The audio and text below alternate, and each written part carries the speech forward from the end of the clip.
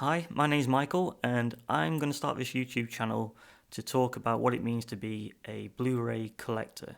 Not specifically individual films or discussing brand new releases and if the transfers a significant step up. There's a lot of YouTube channels that do that. I really want to delve into the weeds of the matter a lot more, specifically why people collect these Blu-rays, these UHDs, even DVDs still to this day. Um, what people's motivations are for it, what my motivations are for it, what I look for. I will obviously be talking about the films that I like, but other films as well. We'll probably be discussing how you can figure out if a transfer is really good, what resources to use out there. Um, we'll be talking about films that are really obscure, difficult to find, like this one. This is one that's very difficult to find, in my experience. We'll be talking about foreign films in a different region. Can you play it or not? Like this Canadian release. I love this film, but it's got no UK release. So I had to get a Canadian one. It's region A. How do I go about playing that? I also enjoy the boutique Blu-rays. Like this is one of my favourites. This is a Criterion Collection 7 Samurai. It's a fantastic release. Again, it's region A. I can play that, and we'll be discussing how I go about doing that. But not everyone can. That's a real shame because the UK release on BFI is not as good, unfortunately. We'll be discussing 4Ks, like I just picked up Silence of the Lambs. Why did I go for this one? I've been coveting the Criterion release for a long time, but I got that instead. Why would I do that? I also enjoy Arrow as well, and they're nice booklets, but there's one thing about Arrow that really annoys me. We'll talk about that as well.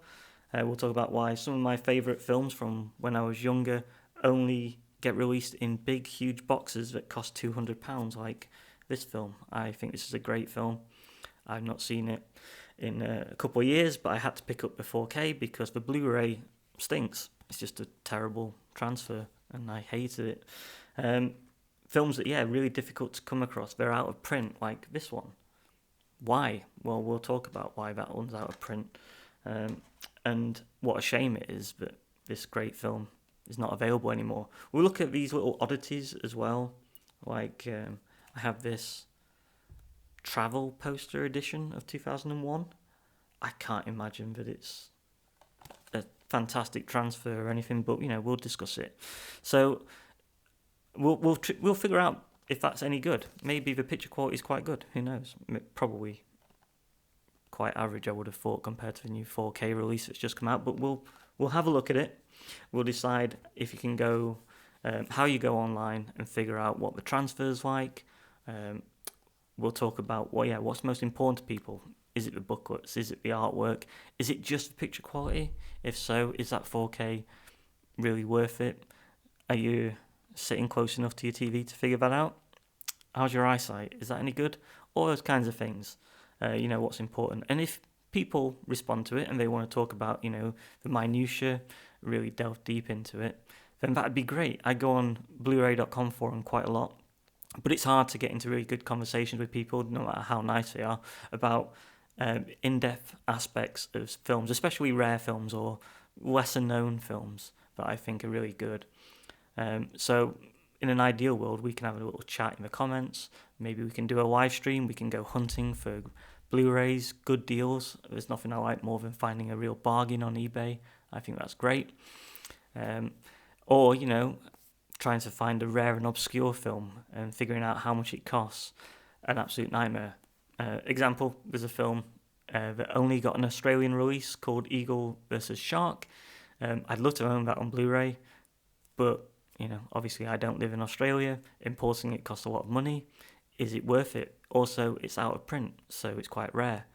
I don't know if I'm ever going to own that, but if you're like me, then the idea's in your head. Maybe I will own it sooner rather than later. So, what it's like to be a Blu-ray collector, So you've got it on your shelves. You enjoy looking at it.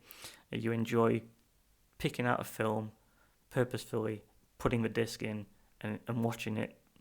I love that. A lot of people enjoy streaming. Streaming's got its place, but for me, if it's a carefully curated collection, then that goes just beyond buying a copy. It goes deeper into the actual copy that you own, why you own that one. Anyway, I hope that's interesting to somebody. I'm going to start off by talking about rarities and out of print titles in the first proper video. This is more of an introduction. But if you either like the idea, then great, come and join me.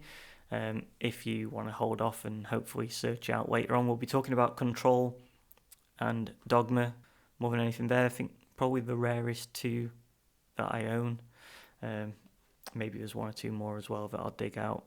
And we can have a look at those and hopefully decide, is it worth it?